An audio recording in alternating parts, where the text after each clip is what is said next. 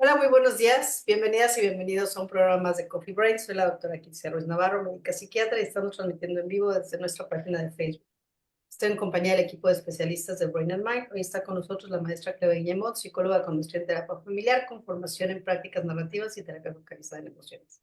Buenos Hola, ¿qué días. tal? Buenos días, buenos días.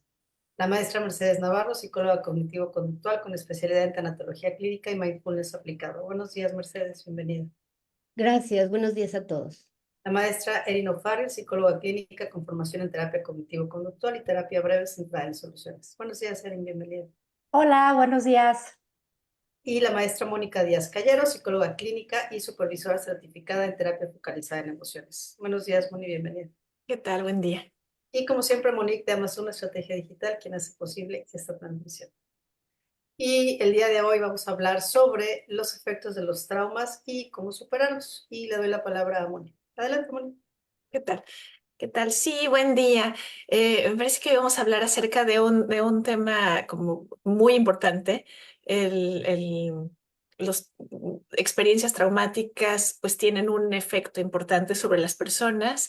A veces utilizamos la palabra como muy ay, no seas traumado, ay, esto no te va a traumar, ay, ¿cuántos traumas, no? Y bueno, en la sesión de hoy vamos a aclarar como muchísimo mejor qué es un trauma, qué efectos tiene y cómo es la intervención psicológica para curar el trauma, sobre todo.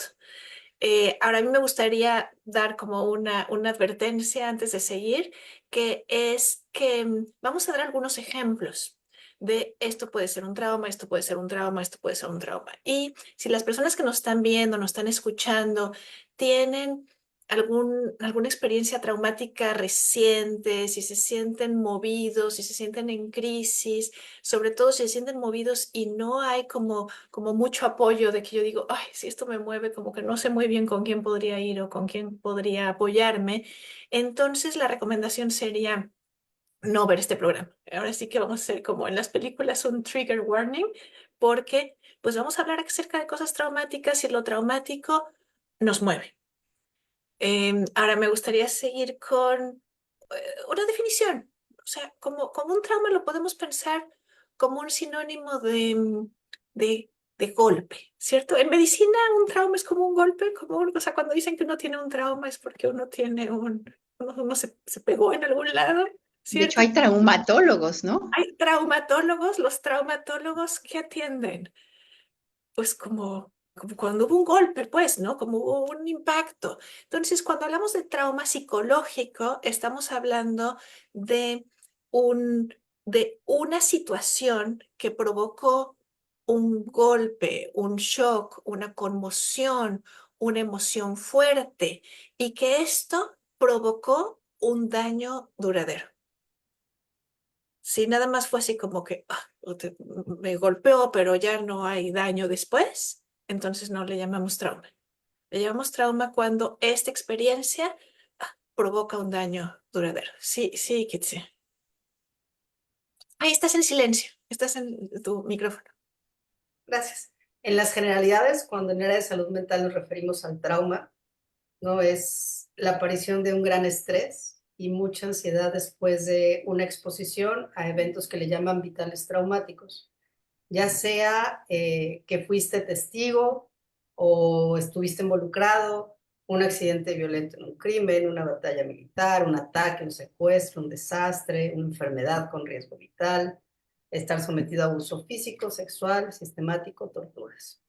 La reacción a este miedo, así por definición, pues, o hay una reacción como de miedo e impotencia, se revive persistentemente el acontecimiento, puede afectar a cualquier persona y suele acompañarse de ansiedad, depresión, dificultades cognitivas, fallos en la concentración. O sea, es como en el área de salud mental, a eso nos definimos como un trauma.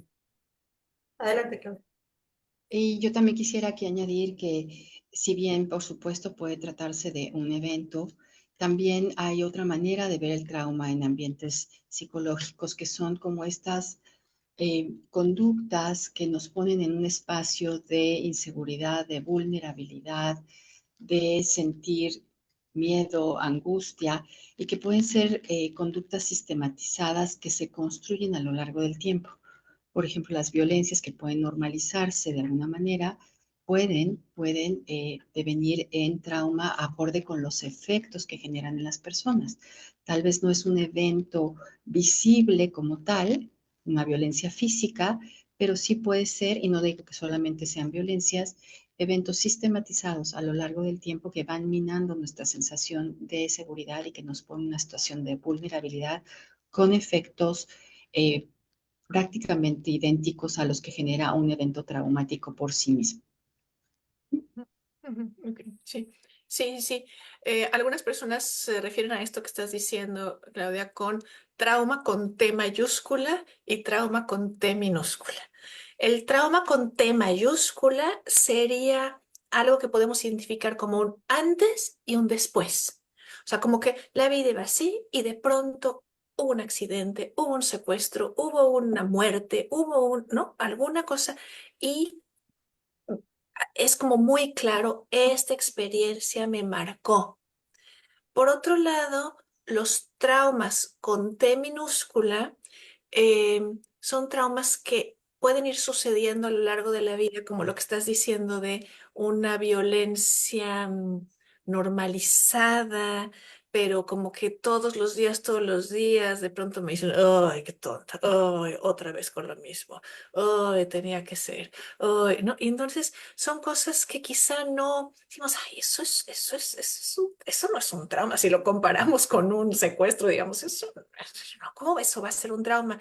Pero el problema es la cosa acumulada. Se va acumulando y bueno, y quiero decir una cosa más.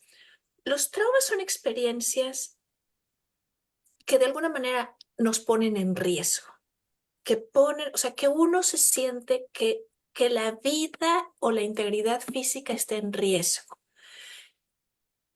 Si, por ejemplo, alguien más junto a mí golpea una puerta, digamos, es como, uf, el siguiente golpe viene para mí. Me puedo sentir yo en una sensación de mucho riesgo, de mucho susto, a ver si salgo de esta, ¿no? Y estas cosas que yo le estoy diciendo como de, "Ugh, la misma de siempre, qué tonta, qué burra, ¿cómo se te ocurrió? Ah, sí, jaja. Lo que ponen en riesgo es mi conexión con personas que son importantes para mí. Y eso también nuestro cuerpo de alguna manera lo codifica como riesgo a la supervivencia. Si estas son las personas con las que yo estoy creciendo, si estas son las personas de las que yo dependo, si esto es mi grupo de referencia, y ahí estoy recibiendo este tipo de comentarios así como medio bullying, medio, ¿no? Eh, Nuestro sistema nervioso registra riesgo, riesgo a la supervivencia. Si no, si lo pensamos un poquito como en el hombre primitivo, si no pertenezco a la tribu, me muero. Ok. Yo ahí también quisiera añadir que también una forma de ver el trauma es, o por supuesto, hay eventos en que todos en una comunidad podemos coincidir, ¿no? Estos eventos de antes y el después que dice Moni que pueden ser traumáticos, pero también tiene que ver con la experiencia personal, ¿no? Y los efectos que tiene ese evento o esa serie de eventos sistematizados a lo largo del tiempo en una persona. Puede esta persona ni siquiera valorarlos o evaluarlos como trauma, ¿no? Pero los efectos que tiene en relación a cómo reacciona, por ejemplo, a lo que yo le llamo los botones emocionales, ¿no? Algo que de pronto dices, pero ¿qué pasó? ¿Por qué me sentí así? Donde el cuerpo reacciona.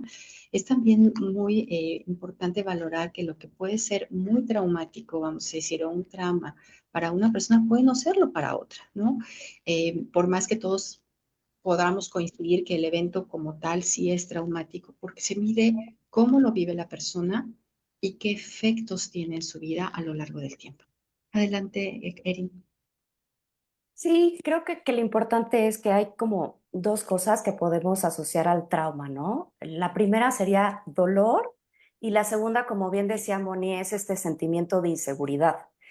Y creo que también es importante diferenciar, como decía Moni, el trauma con T minúscula o T mayúscula, que en otras palabras podríamos hablar como más de un diagnóstico clínico, que era a lo que se refería a Kitsia, que sería, por ejemplo, un trastorno por estrés agudo o estrés postraumático, que sí depende de una experiencia que sea realmente extraordinaria, que sea una experiencia que a cualquier ser humano le causaría un impacto emocional muy fuerte, pero hay otro tipo de cosas que creo que es lo que nos referimos más, Moni, Claudia y yo, en consulta, que a mí no me gusta este término, pero creo que sí hace muy buena referencia, que son las famosas heridas emocionales, que son experiencias que vivimos, sobre todo cuando somos niños, cuando somos adolescentes, cuando estamos formando nuestra personalidad, cuando estamos formando también nuestro sistema de creencias, estamos empezando a entender quiénes somos, quién es el mundo que nos rodea, que son experiencias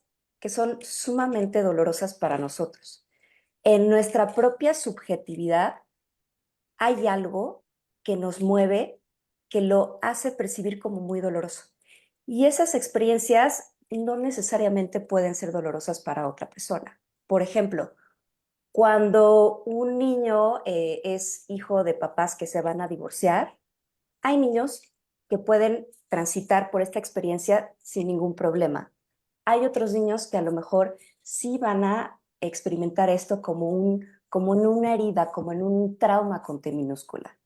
¿De qué depende? La verdad es que no sabemos específicamente. Ese es lo extraño del trauma, que no entendemos muy bien por qué a unas personas sí puede causarles mucho estrés y a otras no.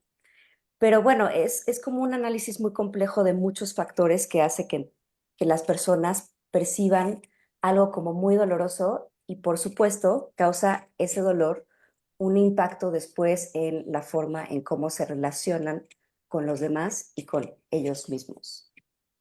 Ujú, ujú, sí, sí, y bueno, yo regreso a esta cosa de cómo los seres humanos sobrevivimos como especie, o sea, cómo esto está en nuestra neurología, en nuestro cuerpo.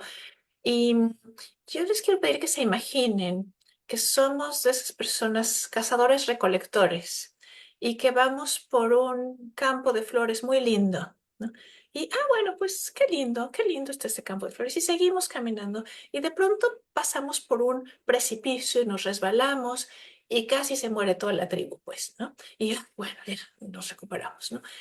¿Qué es lo que hace nuestra memoria? Hay áreas del cerebro específicamente diseñadas para, mm, para fijar la cosa que fue peligrosa. Porque si se nos olvida por dónde estaba el campo de flores, pues bueno, pues ni modo, nos lo perderemos la próxima temporada, ¿no? Pero el próximo año que hagamos la misma ruta y que sea la misma temporada y que pasemos, es muy importante que evitemos el barranco. Entonces, los seres humanos tenemos como un sesgo negativo, donde para las memorias positivas es como teflón y para las memorias negativas es como velcro.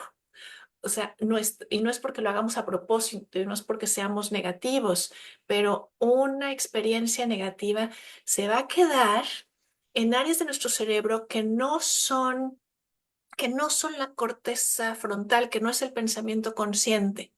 Aquí nuestro cuerpo va ligando, digamos, qué, a qué olía ese día, qué sonidos se escucharon antes, cómo se sentía la textura, cómo se escuchaban nuestros pasos sobre la hierba, o sea, como todos esos elementos y qué es lo que tuvimos que hacer, ¿no? Tuvimos que correr, tuvimos que apurarnos. Entonces, en nuestra mente queda de alguna manera una memoria que incluye la situación con todos los elementos sensoriales, sonidos, aromas, lo que vemos, eh, una emoción y una tendencia de acción.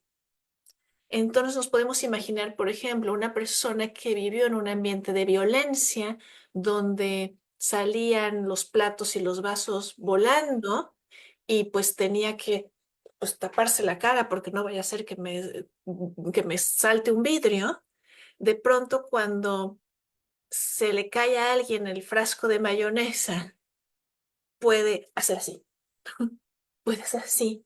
Y eso no lo pensamos, es automático, es mucho antes de que uno pueda analizar la situación. Son décimas de segundo en que nuestro sistema nervioso identifica sonido, haz las manos así, ¿no? Esa es la vía neuronal que deja el trauma. Sí, Adelante. y yo quería también agregar que algo que sucede también a nivel cerebral es que la memoria almacena recuerdos que tienen como que se viven con muchísima emoción.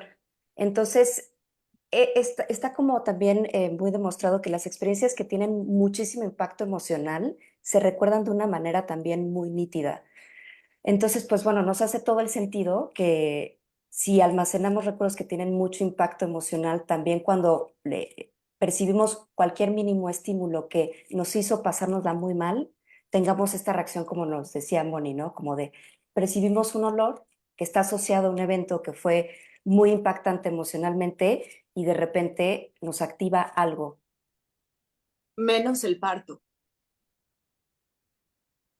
Ahí hay una biología muy interesante. ¿Nos platicas un poquito más, Bárbara, del Pues parto? nada, en realidad sin datos tan científicos como los que ustedes están poniendo sobre la mesa, pero me parece que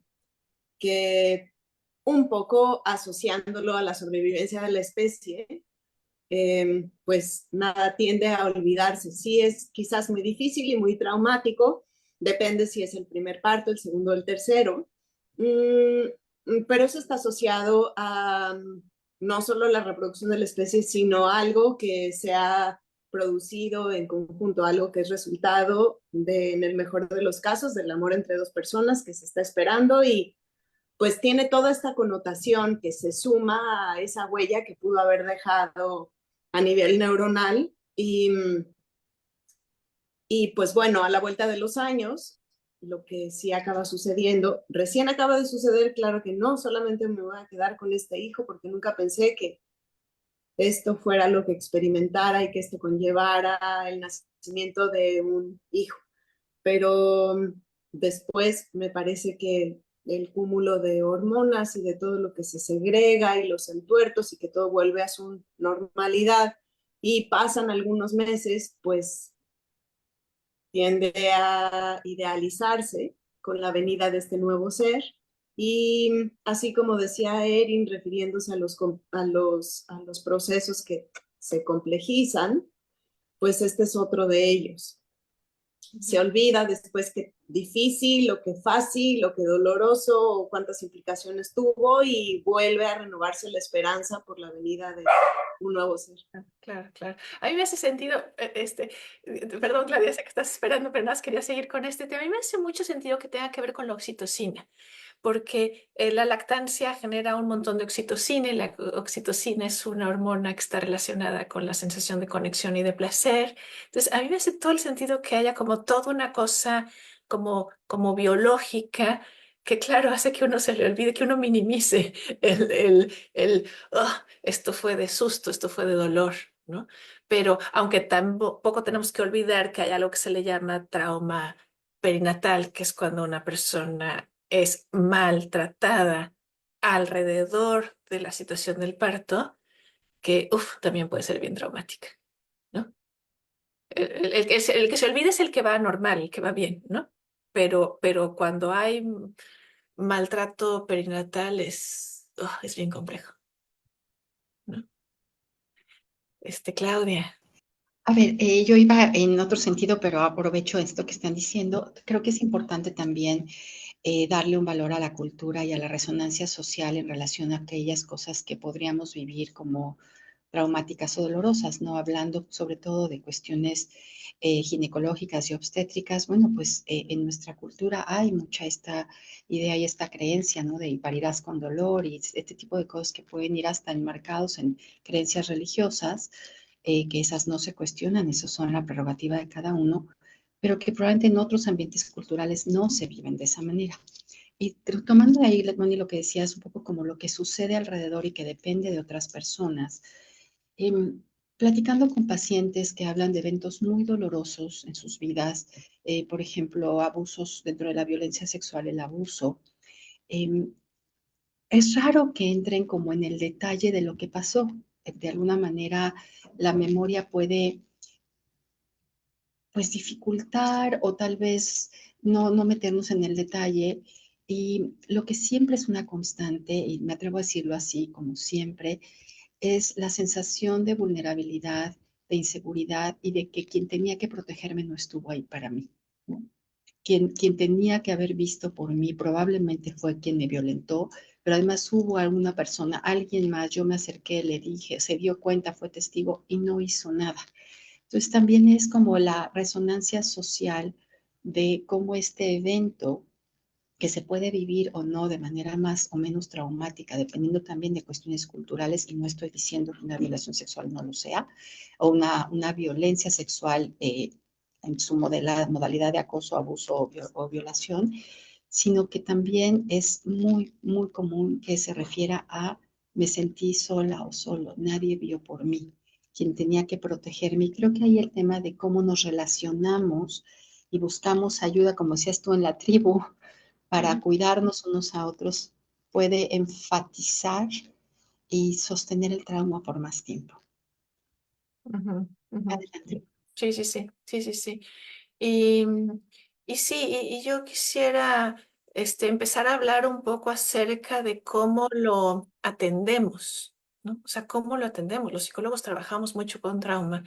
Y, y quizá el punto número uno es que necesitamos valorar si estas experiencias traumáticas siguen o no siguen sucediendo, ¿no? Porque si esas experiencias siguen sucediendo, entonces, pues como que no podemos trabajar esto como si fuera una, una herida de algo que ya pasó, que ya dolió y que todavía está teniendo efecto, sino que es algo que continúa hiriendo, hiriendo, hiriendo, hiriendo. Entonces, sí, o sea, quizá lo primero que tenemos que revisar es que esas experiencias, si están sucediendo, se detengan. Lo primero sería como proteger a la persona para que deje de estar teniendo o que la persona encuentre los recursos o que recurra a las maneras de que esas experiencias traumáticas dejen de suceder. Y lo siguiente es que necesitamos ponernos en contacto justamente con la experiencia. Necesitamos hablar con alguien. Y esto, si se fijan, es algo que las personas hacemos muy naturalmente después de un evento. Pienso, por ejemplo, después de un huracán, como uno dice, sí, y yo estaba en mi casa y el vidrio estaba haciendo así, no, pero en mi casa, imagínate los sonidos y todo se puso oscuro, no, y a mí se me fue la luz, no. Entonces, como que todo el mundo quiere hablar y quiere platicar porque es lo normal, es lo natural que necesitamos para procesar una experiencia que fue traumática, poder hablarla, poder expresar cómo, cómo fue para mí y a veces dar detalles, a veces expresar cómo olió, cómo se sintió en mi panza. Ujú. Sí, Erin. Quería decir que también algo muy complejo del trauma es que lo difícil de tratarlo también es que como es una experiencia tan dolorosa para la persona, las personas generalmente evitan hablar de ese trauma, evitan tener cualquier contacto que las pueda acercar a eso que en su sistema de creencias representa muchísimo dolor. Y muchas veces ese dolor que está siendo sentido, que nos pone en una alerta hipervigilante para no acercarnos a eso que generó dolor, muchas veces eso que están sintiendo no es racionalizado. O sea, no hay como una explicación realmente lógica de por qué están evitando hablar de esa experiencia. No hay tampoco como una explicación construida ni lógica de por qué eso es doloroso. Simplemente es como veo esto o algo me recuerda a esto y me genera mucho dolor. Entonces, lo que yo quería decir en concreto es que creo que algo muy complejo que podemos observar todas en consulta es que lo difícil de tratar esto es que al principio las personas no quieren hablar de ello, ¿no? Si bien lo natural es hablar las cosas, ¿no? Para pedir ayuda, para procesar las cosas de una manera diferente, para sanar, como lo que estás diciendo ahorita, Moni, sobre el huracán, lo complejo de algo tan doloroso, de algo tan traumático, es que las personas no quieren hablar de ello.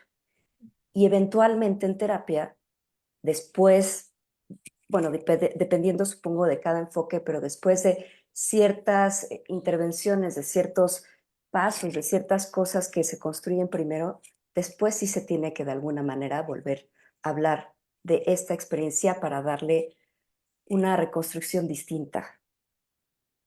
Ujú. Bárbara.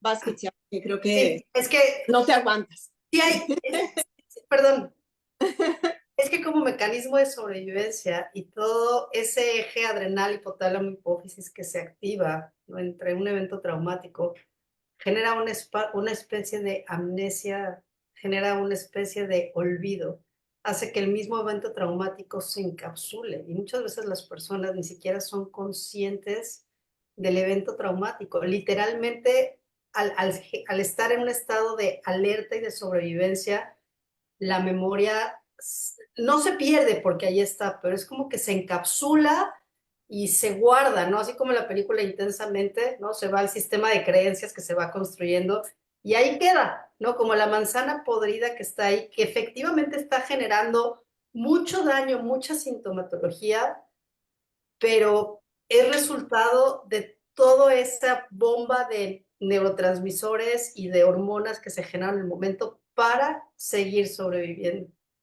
Ya después viene la segunda parte, ¿no? Cuando son conscientes de ella, lo que explicaba, como la dificultad para, pero son mecanismos de sobrevivencia. Sí, perdón, adelante, Bárbara. Gracias. Y bueno, lo cierto también es que rompe, ¿no? O sea, ¿cuántas mujeres no se han tardado, no sé, 30, 40 años en quizás reconocer que fueron violentadas en algún momento, ¿no? Especialmente cuando eso sucede en la infancia? Y eso sucede no solamente porque el evento en sí, todo lo que explica Kitsia, hace que uno intente sobrevivir, sino porque también genera mucha vergüenza. Y no se encuentran en realidad las palabras, como que uno no se atreve a volver a ese lugar porque no sabe si va a poder sostenerse o no. Y la contraparte es que tampoco se tiene la certeza, como ya una vez esa persona que debió de haber cuidado no cuidó o debió de haber estado ahí y no estuvo para proteger, volver a generar la confianza necesaria en el vínculo como para sentirse sostenido cuando uno habla de estas cosas es realmente pues doloroso en sí, también un reto. Y no todas las personas, me parece, también podemos sostener ese dolor. No solamente nosotros como analistas, como psicoterapeutas, a veces es muy difícil trabajar con este tipo de traumas. Eh, Creo que pequeños traumas, si es que se repiten a lo largo de la historia, por una parte corren el riesgo de normalizarse y es mejor ya no cuestionarse y bueno, sí, siempre ha sucedido, sí, mi abuelo siempre fue así, bueno, era una manera de darnos cariño y claro que no. Pero bueno, en ese sentido sí hay que también ser muy respetuoso y encuadrarlo dentro del sistema de creencias que ustedes comentan y lo social, ¿no? Si es que hay ciertas prácticas, por ejemplo, en ciertos pueblos, quienes inician sexualmente a las mujeres son los mismos padres y eso fuera de contexto, pues estaríamos hablando de incesto. Y sería algo dolorosísimo que impactaría a esta mujer para el resto de su vida. Entonces hay varias cosas que nos tenemos que cuestionar cuando hablamos de traumas y muchos test chiquitos, muchos traumas chiquitos se convierten en un T mayúsculo porque verdaderamente no solamente eso, sino que además perdió a su primer hijo, pero además vio que mataron a una persona enfrente suya, pero además se inundó su casa en el huracán, pero además me parece que lo complejiza aún más. Y creo que me quedo con la parte de reconocer si uno está preparado o no, como para iniciar todo un proceso que también para la persona que acompaña va a resultar doloroso porque necesariamente va a tocar nuestras propias heridas, sino también ser muy respetuosos, como que ya viniendo la persona a terapia, como que tiende a asumirse que, bueno, perfecto, ¿no? Ya tomó la decisión, ya estamos acá. Y bueno, y estas primeras elaboraciones que uno empieza a encontrar, sobre todo con mujeres, los niños es mucho más fácil, lo juegan, lo hablan, eh, es, es, es mucho más, digamos, orgánico. En el caso de, por lo menos en mi experiencia, en el caso de algunas mujeres es bien difícil, o a lo mejor lo dicen porque lo apuntaron en su diario y entonces traen el diario y lo leen, o porque traen el celular y del celular lo leen, y como que no tiene emoción, y entonces uno fácilmente se va como por, eh, bueno, si ya lo dijo así y a lo mejor no tiene tanta emoción, a lo mejor yo puedo explorar un poco más, pero me parece que uno tiene que hacer un montón de preguntas, como, bueno, de esto que me estás contando, ¿cómo te sientes? ¿Cómo vas al respecto? ¿Te gustaría seguir hablando más? ¿Quisieras hacer una pausa? Un poco para ser esa persona que sabe de qué se trata el trauma e irlo acompañando poco a poco, como si fuera una olla de presión y uno fuera siendo consciente que entre estas dos personas van a ir bajando un poquitito el fuego y van a ir esperando a que agarre temperatura y van a ir midiendo si el taponcito o no deja escapar mucho vapor y poco a poco irlo abordando, porque el riesgo siempre es retraumatizar. Perdón. Adelante, Mercedes. Gracias. En este punto, ahí yo tenía aquí, traigo varias notitas de lo que han ido compartiendo. Y efectivamente, como dices, Moni, hablándolo es parte de ir acomodando. Sin embargo, si solo lo hablas, te retraumatizas, al menos desde el modelo con que yo trabajo el trauma. Es diferente hablarlo a todo el mundo, a hablarlo en un contexto en donde va teniendo cierta retroalimentación o vas haciendo ciertas pausas en donde no es como una retraumatización. También lo que desde acá, como le llamamos, son bloqueos emocionales. Y efectivamente estos mecanismos de defensa que se generaron en ese momento traumático se instalaron. Es una respuesta instalada en ese momento que hubo el trauma. Sin embargo, es como no hay conciencia, porque eso queda como tapadito, repercute en la funcionalidad actual y tu respuesta es igual acá. Hasta los pacientes luego dicen, es que yo no sé por qué respondí así ante esto que no lo ameritaba.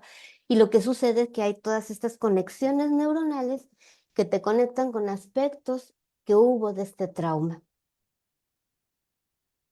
Y también para poder trabajar esto es bien importante, primero, llevar al paciente a potencializar todos sus recursos antes de tocar con el dolor. Y hay muchas técnicas que en donde los llevamos de una manera muy suavecita a que vayan identificando desde su inconsciente, vayan identificando estos aspectos. Y es una manera, yo digo, muy linda porque no es de repente vas a tocar con todo el impacto. Además, sí tienes que estar preparada para sostener en el dolor y para saber hasta dónde poder tocar, a dónde parar y volver a regular a la persona.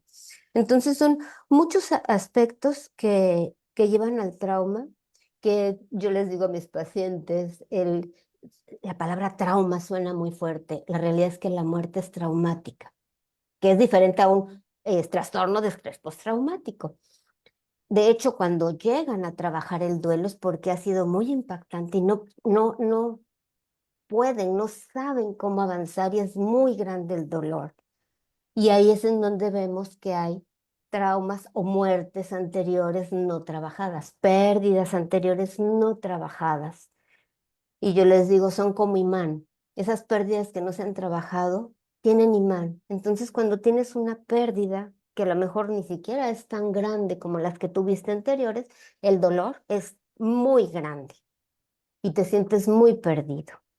Entonces, sí, esto es bien importante trabajarlo dentro de un contexto terapéutico y con terapeutas que estén entrenados, capacitados para tocar el trauma, para no retraumatizar. Ujú. Sí, sí, sí, sí. Sí, a mí me parece bien importante lo que están comentando de retraumatizar.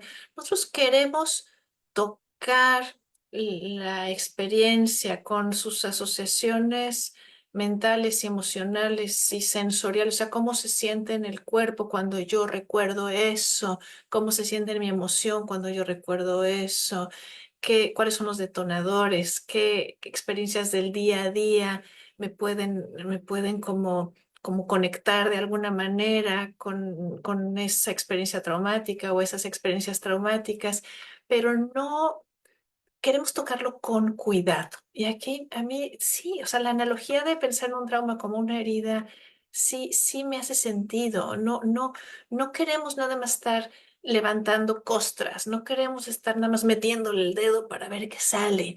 Y ahí quizá algunas terapias que buscan como la catarsis, a ver, vas a gritar y golpear almohadas y sacar todo eso son riesgosas porque lo que nosotros queremos cuando hablamos de que un trauma es una experiencia encapsulada, es que queremos como poderla abrir para resignificarla, para darle un significado diferente y para conectarla con nuestros recursos, como, pero no me morí, pero finalmente alguien ayudó, pero soy fuerte. No, o sea, no queremos nada más como abrir por abrir. Abrir por abrir puede hacer que la experiencia se sienta todavía más fea. Y, y bueno, lo curioso es que cuando nosotros pensamos en una experiencia traumática, nuestra mente va, en primer lugar, a cómo me sentí la última vez que lo recordé. ¿Cómo me sentí? ¿Cómo? Entonces, si nosotros nos sentimos re mal recordando una experiencia que de por sí fue traumática, entonces nuestra mente va justamente a el más reciente, al más reciente, a esa forma tan horrible como me sentí la última vez que de alguna manera estuve en contacto con esto. Un modelo del que yo quiero hablar que se llama EMDR, en inglés es Eye Movement Desensitization and Reprocessing, que la traducción al español sería algo así como desensibilizar y reprocesar a través del movimiento ocular. Lo desarrolló una mujer que se llama Francine Shapiro, trabajando mucho con estrés postraumático de veteranos de guerra en Estados Unidos. Y estas personas que, digamos, 4 de julio sonaban los fuegos artificiales y empezaban con flashbacks, con escalofríos, porque ese sonido es muy parecido al sonido de pólvora, el olor también es parecido. Y entonces le decía, a ver, quiero que te imagines ahí en la trinchera, si estaba húmedo, si tenías miedo, y vas a empezar a seguir mis dedos. Y movía sus dedos así de lado a lado. Sigue mis dedos y después de hacer unas cuantas vueltas, a ver, respira profundo, saca el aire. Qué bien, ¿qué aparece? Y entonces vamos haciendo como esas asociaciones. La persona dice, pues me dio más miedo o menos miedo, me acordé de otra cosa. A ver, vuelve a seguir mis dedos. Ta, ta, ta. ¿Y ahora qué viene? A ver, vuelve a seguir mis dedos. ¿Y ahora qué viene? Y se hacen varias rondas justamente con el objetivo de ir abriendo esa capsulita. El asunto de la cápsula es que es algo que no pensamos racionalmente, pero cuando viene el detonador, sí que brinco, ¿no? Sí que brinco, sí que reacciono, sí que puedo quizá ser agresivo o agresiva o muy evitante en las situaciones de día a día y ni siquiera sé por qué esto me enojó tanto, porque la experiencia está encapsulada pero está y desde esa cápsula tiene efectos negativos. Entonces, lo que se hace con MDR, que también eh, a veces se hace con sonidos, así como sonar algo de un lado y del otro de los oídos, o con tapping, tocando un hombro y el otro hombro así, o tocando las rodillas, es una estimulación bilateral de forma alternativa que va al lado derecho, lado izquierdo, lado derecho, lado izquierdo, favoreciendo que nuestros hemisferios cerebrales se comuniquen uno con el otro. Se dice que es como arrastrar información de lo racional a lo emocional, de lo emocional a lo racional. Y es una técnica que a mí me parece muy, muy noble para trabajar con trauma, porque finalmente vas acompañando a la persona, vas fluyendo con ella a través de, a ver, qué viene, qué asocias, qué surge, pero definitivamente no tocas, o sea, no vas a entrar a tratar de abrir esa cápsula sin antes tener una relación terapéutica, una buena historia clínica y haber establecido estrategias de estabilización, ¿no? Que creo que es eso a lo que van Erin, Mercedes, cuando hablan de retraumatizar. Necesitamos que la persona tenga algunas estrategias de respiración, relajación, que pueda imaginarse en un lugar seguro, que tenga algunas frases lindas que decirse como autoafirmaciones. Entonces decimos, ok, tenemos esto, podemos tocar el trauma, porque en cualquier momento podemos ir a nuestras estrategias de estabilización. No queremos tocar el trauma y abrir la cápsula, así como para que salten eh, sapos y culebras y luego no sepamos qué hacer con ellos. Ujú. Sí, Sí Erin. así es, y justo desde la terapia cognitiva conductual, lo que queremos hacer para tratar un trauma, primero que nada, o sea, el objetivo principal es restablecer una sensación y un sentimiento de seguridad en la persona respecto a su mundo. Entonces, el proceso en cómo empieza la terapia es primero como identificar qué síntomas tanto cognitivos, conductuales y afectivos existen. O sea, por ejemplo, si las personas están teniendo problemas en cómo se relacionan con los demás o consigo mismos, si están teniendo pensamientos que están dándoles vueltas una y otra vez, y que son pensamientos que generan mucho malestar emocional, que no se disuelven y como que de alguna manera, en mis propias palabras, yo definiría que torturan a las personas porque las hacen sentir muy mal. Son pensamientos muy negativos. También se distingue emocionalmente qué están viviendo, si están experimentando mucha ansiedad, depresión. Generalmente al trauma van asociados problemas como ansiedad y depresión. También se observa como qué estrategias de afrontamiento que, bueno, de alguna otra manera se pueden llamar como mecanismos de defensa, qué estrategias de afrontamiento tiene la persona para lidiar consigo misma. Entonces, en terapia cognitiva conductual, una vez que entendemos qué síntomas hay, ¿no? Cómo se están manifestando particularmente en esa persona, pues nos encargamos de construir, como bien decía Moni, estrategias que ayudan a la persona a lidiar con ese estrés emocional, que podrían ser estrategias de relajación. Y también se van construyendo estrategias que ayudan a que la persona se pueda regular emocionalmente y pueda entender cómo la forma en la que está pensando está haciendo esto de una manera más difícil de lidiar con ella. Y también nos encargamos mucho de establecer un sentido de autocuidado en la persona, ¿no? Antes de hablar del trauma, hay que hablar mucho de autocuidado. ¿Qué cosas puede hacer una persona para autocuidarse? Pueden ser desde cosas como muy simples como comer todos los días, hasta cosas como aprender a poner límites. Una vez que ya tenemos como esta estructura que decía muy bien Moni, ¿no? De donde la persona se puede agarrar para autorregularse, para entender cómo está pensando. Una vez que ya tenemos todas estas cosas, entonces hacemos algo que se llama, pues la traducción en español tal cual sería como una nueva narrativa del trauma reprocesada, que es justamente hablar del trauma.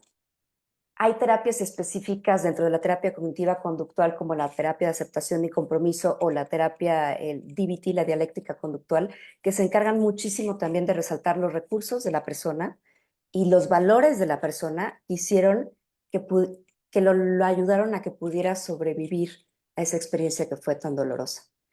Entonces, bueno, no sé si fui como un poco Sí me clavé muchísimo en intentar explicar técnicamente cómo se hace, pero sí quería como compartírselos para que entendieran por qué es tan complejo tratar esto y por qué es tan importante armar como un buen paquete de cosas previas antes de entrar a resignificar la narrativa del trauma.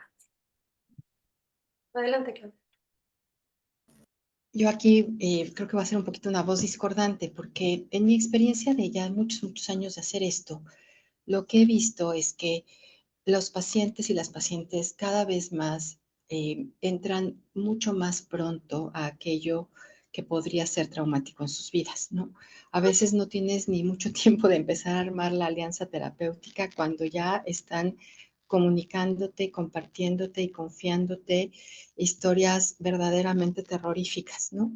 Y me parece que también ahí la experiencia vale y cuenta porque dices, bueno, ¿qué hago con esto? Todavía estamos en la sesión 2, ¿no? Es la segunda vez que nos vemos y de pronto ya está todo esto aquí. Lo que tenemos es algo de la historia clínica y vamos construyendo un poquito el proceso.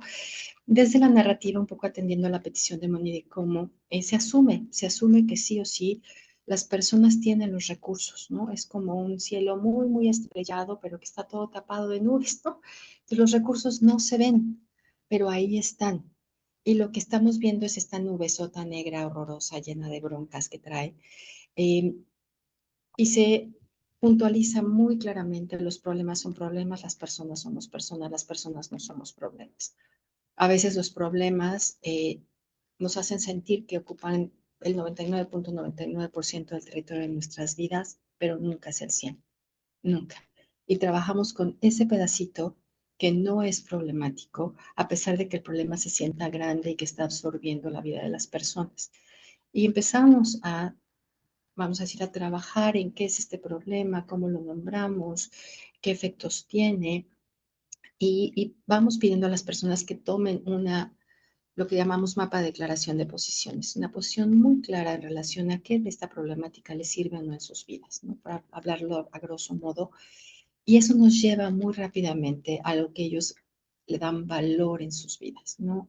Libertad de elección, posibilidad de tener la creencia que ellos consideren, querer amar a la persona que ellos quieran, es decir, estoy dando ejemplos muy generales y eso nos permite entrar como quitar las nubecitas y entrar a este cielo lleno de estrellas donde están todos esos recursos y empezamos a trabajar. A veces en una misma sesión vamos y venimos entre el mapa del territorio del problema y el mapa de las historias preferidas de vida para que las personas sepan que ahí están los recursos. Es nada más cómo hacerlos más visibles, pero sí creo que a reserva de que alguna de ustedes tenga una experiencia diferente, es que lo que antes nos tomaba a veces 6, 7, 8 sesiones que una persona abriera, hoy es mucho más rápido, cuando no sé si ha sido mi experiencia, y de pronto tienes que tener como muchos elementos y confiar en que esta persona puede con esto, ¿no? Es decir, ser muy cuidadoso en el, te puedo preguntar sobre esto, te sientes cómoda, cómoda para abrir este tema, consideras que este es el mejor momento y que soy yo la persona en que quieres confiar esa historia, yo puedo ofrecerte atesorarla y cuidarla, pero vamos caminándola juntos, porque el experto en su vida es el paciente. Adelante, Mercedes. Sí, muchas veces desde la primera sesión se desbordan porque ya no pueden con esta situación que traen. Ahí en el caso del modelo que uso, pues normalmente tienen sensaciones somáticas, el cuerpo, y es donde empezamos como a conectar con las sensaciones para ir como bajando un poquito el impacto, no tocando de lleno, pero sí conectando con el cuerpo y aprendiendo a manejar esa sensación, permitiéndola. Este modelo Part-Cube se basa en el tipo de apego. Entonces también tiene mucho que ver esta protección que pudieron recibir, como mencionabas hace rato, ¿no? Esa es la persona que más debería de protegerme, quererme, es la que más daño me hace. Entonces es muy interesante, creo, desde todos los enfoques, mientras sepas manejar el modelo y sobre todo que el paciente marca la pauta. Ujú, ujú. Sí, sí, sí, sí. Sí, sí, esto que estás diciendo, Mercedes, de que quien más quien más queremos, la persona más cercana, ¿no? Nuestras personas más importantes son las que nos pueden provocar los traumas mayores. Sí, usualmente esos son los traumas que más trabajamos en el, en- en el consultorio, porque cuando son cosas como fuerzas de la naturaleza, cosas externas que sucedieron, pues sí pueden ser muy traumáticas, pero no dejan como esa huella de confianza en mí mismo, confianza en los demás. Son lo que le llamamos los traumas relacionales. Y yo quería comentar también un poquitín acerca de cuando uno está trabajando con parejas. También tenemos traumas que sin querer uno se provocó al otro, o de que sin querer o de una u otra manera se provocaron heridas a la relación, y eso le llamamos heridas de apego, que sí son básicamente cuando esa persona que es tan importante para mí de alguna manera me puso en riesgo o nos puso en riesgo, como una infidelidad, o como pedí prestado dinero y no te avisé, ¿no? O no estuviste en esos momentos en los que yo te necesitaba mucho, como no haber estado en un nacimiento de un hijo, o no haber estado cuando se murieron mis papás, ¿no? Ese es el tipo de cosas que le llamamos herida, y que sí provoca trauma, pero aquí hablamos de que el trauma es en la relación. Y ahí es muy importante trabajar con las dos personas, no nada más como que, a ver, yo voy a ir a mi terapia de tanatología o de cognitivo-conductual o de MDR, y yo voy a trabajar para que a mí se me quite el efecto de este trauma sobre mí. O sea, si la herida lo provocó mi persona con quien yo estoy durmiendo y viviendo, digamos, ¿no? Es muy importante que esa persona participe en la recuperación del trauma. Adelante. Audio. Perdón. Importante también pensar en las redes de apoyo y en que cuando uno trabaja trauma y quizás es o no el momento, no solamente produce ansiedad y depresión, y haciendo el puente con nuestro programa de la siguiente semana, me parece que a veces desestabiliza a tal punto en el que vienen muchas ideas de muerte, que es importante anticipar antes de, pues de entrarle de lleno al tema, ¿no? Como considerando que puede ser que esto nos lleve a un lugar pues que siga resultando difícil sostener. Mm. Yo quiero terminar con una nota de optimismo un poco. A ver, el pasado no lo podemos cambiar. Lo que pasó, pasó, ¿no? El evento que pasó, pasó, y ese no lo podemos cambiar, pero sí podemos cambiar cómo lo experimento ahora, cómo lo vivo, qué tanto efecto tiene o no sobre mí eso que sucedió, ¿no? Entonces, para mí es importante hablar, pues sí, de la nota de esperanza. O sea, los traumas están feos, pero sí hay apoyos, hay tratamientos psicológicos, hay forma de que esa cosa que en su momento me provocó un daño, em, deje de tener efecto sobre mí, o que ese efecto sea mínimo, mínimo. Ese es el trabajo con trauma. Y yo sí quiero acabar con una nota de esperanza, porque sí, uno sí se puede recuperar del trauma. Pues se nos fue el tiempo volando. Ya después les platico del abordaje de psiquiatría del trauma, el trastorno por estrés traumático. Ya en otro programa hablaremos más a profundidad. Pues muchas gracias a todas y todos por acompañarnos en esta transmisión. Gracias por sus comentarios. Gracias, Mónica, Erin, Mercedes, Bárbara, Claudia, Corina, Mónica de Más Uno, Estrategia Digital, quien hizo posible la transmisión. Les recuerdo que el programa queda grabado en nuestras redes sociales, Facebook, Instagram, y que pueden encontrarlo como Brain Mind MX y en YouTube de la misma forma. Los invitamos a que le den like a la campanita para que compartan con sus amigos, familiares, conocidos, y poder seguir sensibilizando sobre temas de salud mental. Si alguien desea contactar con alguno de las integrantes de Brain Mind, puede encontrar toda su información en brainandmind.mx. Y los esperamos la próxima semana, misma hora, por los mismos medios con el tema muerte autoprovocada en la adolescencia. Muchas gracias y hasta la próxima.